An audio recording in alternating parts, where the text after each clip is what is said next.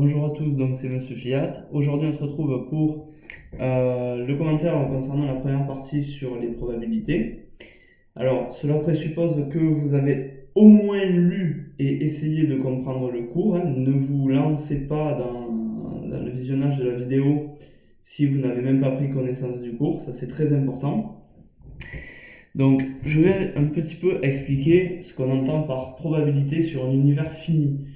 Alors, probabilité sur un univers fini, en fait, c'est l'univers, vous allez voir, c'est l'ensemble des. Enfin, ça regroupe toutes les possibilités d'une expérience. Et les probabilités, en réalité, on en fait tous les jours dans la vie courante. Vous allez voir, hein, très rapidement, vous allez vous reconnaître dans certains exemples, et on va même élargir à d'autres. Alors, avant de parler de probabilité, de faire des calculs très mathématiques, etc., on va devoir mettre en place un vocabulaire spécifique, parce que les probabilités utilisent leur propre vocabulaire. Donc, c'est l'objet de la première partie, expérience aléatoire et événements, et surtout donc le petit 1, donc vocabulaire des probabilités. Alors, pour que ce soit clair pour vous, j'ai décidé de partir d'une expérience on ne peut plus classique et on ne peut plus concrète. C'est une dame qui s'appelle Céline qui décide de lancer plusieurs fois de suite un dé à 6 faces, donc dé à 6 faces supposé équilibré. Chaque face porte un numéro entre 1 et 6 et est représenté une seule fois. Et elle note le résultat obtenu pour chaque lancé. Donc cette expérience aléatoire-là, on l'a tous et toutes réalisée déjà. Alors on dit que cette expérience est aléatoire parce que, on en connaît les issues, c'est-à-dire les résultats possibles. C'est-à-dire que quand je lance un dé, je sais à quoi m'attendre. Enfin, j'ai un nombre de possibilités et je ne vais pas pouvoir avoir d'autres choses. Et surtout, on ne peut pas être certain de l'issue de l'expérience parce que elle relève du hasard. C'est-à-dire que n'espérez pas à travers ce cours essayer de contrôler le hasard, c'est impossible. Par contre, on peut essayer de quantifier et de voir ce qui va se passer et ce qui serait probable qu'il se passe. Donc dans notre expérience aléatoire, les issues, il y en a 6. Céline obtient 1, ou 2, ou 3, ou 4, ou 5, ou 6. Ça, c'est les issues. C'est-à-dire que je ne peux pas dire que obtenir 10, c'est une issue pour un dé. C'est pas possible, ça ne se réalisera jamais. Ensuite, qu'est-ce qu'on entend par l'univers et par un événement? Donc, l'univers des possibles, il est souvent noté oméga. C'est l'ensemble des issues de l'expérience aléatoire. Donc, c'est-à-dire qu'en gros, mon univers va regrouper toutes les issues, toutes les éventualités. Et un événement regroupe une ou plusieurs issues, et attention, là je vais un petit peu nuancer ce que j'ai dit, il peut aussi ne pas en regrouper du tout. Là je vais vous donner des exemples précis. Donc dans le cadre de mon exemple initial, mon univers c'est 1, 2, 3, 4, 5, 6, c'est tous les entiers entre 1 et 6, vu que ce sont mes résultats possibles pour mon dé. Ensuite, l'événement A, Céline obtient 2, c'est un événement élémentaire. Alors pourquoi élémentaire? Parce qu'il n'est relatif qu'à une seule issue, 2. Si je veux obtenir 2, c'est 2, point. Si j'obtiens 3, c'est pas l'événement que j'ai considéré. Il y a un autre événement, Céline obtient soit 3, soit 5. Donc ça, c'est un événement qui n'est pas élémentaire, parce qu'il est relatif à deux issues, 3 et 5. D'accord? Donc un événement, en fait, c'est une sorte de condition, c'est-à-dire on fixe une consigne et on regarde si l'expérience a réalisé cette consigne ou pas. Je vous donne d'autres petits exemples. Tout à l'heure, je vous ai dit que je nuançais mes propos en disant qu'un événement pouvait ne regrouper aucune issue. Mais donc moi, je suis toujours dans mon cadre, donc je lance mon dé à 6 faces, parfaitement équilibré. Et rien ne m'empêche de dire que l'événement C, ce serait obtenir 18. Pourquoi 18 pris au hasard? Mais en fait, l'événement C, ici, il ne correspond à 0, à aucune issue. Puisque mes issues, c'est 1, 2, 3, 4, 5, 6. Et 18 est hors de mon univers. Donc là, c'est ce qu'on appelle ceci, ce qu'on appelle un événement impossible. Il en existe. J'aurais pu aussi dire l'événement D, obtenir un nombre négatif. Il n'y a pas de nombre négatif sur un D. Et pourtant, j'ai donné la consigne obtenir un nombre négatif. Mais c'est quelque chose que je ne réaliserai jamais. Un autre événement qui, lui, par exemple, sera possible, l'événement P, obtenir un nombre pair. Donc un nombre pair, il y en a une infinité, mais sur mon D, il n'y en a pas une infinité. C'est-à-dire que là, les issues possibles, ça va être 2, 4 et 6. Et rien d'autre. Donc là, c'est un événement qui fait référence à 3 issues.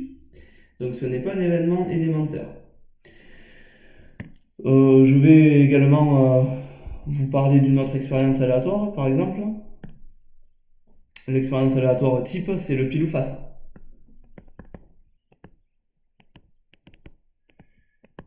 Donc je lance une pièce parfaitement équilibrée et je regarde ce que j'obtiens. L'univers dans ce cas-là, ce serait pile face. En supposant que la pièce est assez fine pour ne jamais tomber sur la tranche, évidemment. On ne va pas se rajouter des difficultés. Et puis, personne ne peut prévoir à coup sûr le résultat d'un pile ou face. Vous avez une chance sur deux de tomber sur pile, une chance sur deux de tomber sur face, mais a priori, on ne peut pas prévoir le résultat. Donc, pile et face, c'est ce qu'on appelle les issues. Voilà, voilà pour ces petits exemples basiques, hein, mais qui parlent d'eux-mêmes. Ensuite, quelque chose de nouveau au programme 2 secondes, c'est ce qu'on appelle l'union, l'intersection et l'événement contraire. Donc, normalement, tout le vocabulaire que je vous ai donné en petit 1, vous l'avez déjà rencontré en 3e, ou au cours d'exercice. Et il est relativement naturel. Par contre, cette fois-ci, là, on est en plein dans le programme 2 secondes, c'est-à-dire que on va raisonner sur les événements. Alors moi, ce que j'ai l'habitude de faire, avant de me lancer dans la théorie, ce que je fais, je raisonne avec ce que j'appelle des patatoïdes. Alors, ici, c'est mon ensemble des possibles, donc c'est mon univers oméga, c'est le monde dans lequel je vis, je ne peux pas déborder de ce monde, c'est pas possible. Et on va dire que toute partie de l'univers, par exemple cette partie-là, je peux l'appeler A, constitue un événement. Voilà. Donc, je peux représenter n'importe quel événement sous forme d'une patate, ce que j'appelle un patatoïde. On passe aux définitions. Je considère A et B deux événements d'un univers oméga, et j'appelle l'intersection l'événement A inter B, donc le petit pont là se nomme inter, et regroupe toutes les issues qui réalisent en même temps les événements A et B. Alors, d'un point de vue schéma, vous avez le schéma en bas, je vais vous le refaire en temps réel. Donc là, j'ai un événement A. Maintenant, rien ne m'empêche de prendre un deuxième événement, que je vais appeler B. Et moi, je vous dis que A inter B, c'est l'ensemble des issues qui réalisent en même temps A et B, c'est-à-dire ce qui est à la fois à l'intérieur de A et à l'intérieur de B. Donc, ce qui est à l'intérieur de A et à l'intérieur de B, c'est cette partie-là, que je vous trace en vert, et que je vais hachurer. C'est ce qu'on appelle l'intersection. Donc, en connecteur logique, quand je dis A inter B, c'est comme si je disais en français A et B, sous-entendu en même temps. Donc, c'est vraiment leur point commun, leur intersection, la partie centrale. Maintenant, on va s'intéresser à ce qui est la réunion de A et B. Alors, si je reprends le cours, je vois que l'événement enfin union, donc l'événement A union B regroupe toutes les issues qui réalisent soit l'événement A, soit l'événement B, soit les deux. Donc soit que A, soit que B, soit les deux. Donc tout ce qui est dans A et B. C'est dans A ou dans B, pardon.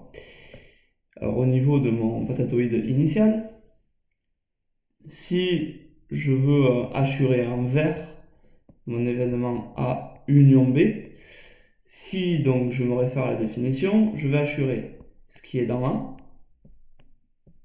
ce qui est dans B, et ce qui est dans les deux. Donc en gros, mon événement A union B, c'est tout ce que je viens d'assurer là. Donc d'un point de vue français, A ou B. Le U de union doit vous faire repenser ici au U de OU. Ça, c'est un moyen mnémotechnique très important. Au moins, vous ne pouvez pas vous tromper. Et enfin, je vais refaire un petit schéma pour être un petit peu plus clair. Tac. Donc, je reprends mon univers, hein, le cadre que je ne peux pas dépasser. Je reprends mon événement A. Cette fois-ci, je vais avoir besoin que d'un seul événement. Et si je lis la troisième définition, événement contraire, l'événement A bar, donc ça se lit A bar, regroupe toutes les issues qui ne réalisent pas l'événement A. C'est-à-dire que dans mon petit patatoïde, je vais assurer tout ce qui n'est pas dans l'événement A. En gros, l'extérieur de A. C'est-à-dire tout ceci. Voilà, ce que je viens de assurer là, c'est mon événement A bar. C'est le contraire de A. Donc là, maintenant, vous voyez un petit peu comment, enfin, ce qu'on va utiliser et comment on va l'utiliser. Alors, dans le cadre de mon exemple, on va dire donc C, c'est l'événement Céline tire un nombre multiple de 3 et D, Céline tire un nombre supérieur ou égal à 4. Bon, alors, je vous laisse prendre connaissance de l'exemple, mais je vais le rédiger pour vous en temps réel, histoire que vous compreniez bien. Donc, mon univers, c'est 1, 2, 3, 4, 5, 6. Puisque je lance un dé. C'est, j'avais dit, hop, tire un nombre multiple de 3. Et D, tire un nombre supérieur ou égal à 4. Donc multiple de 3.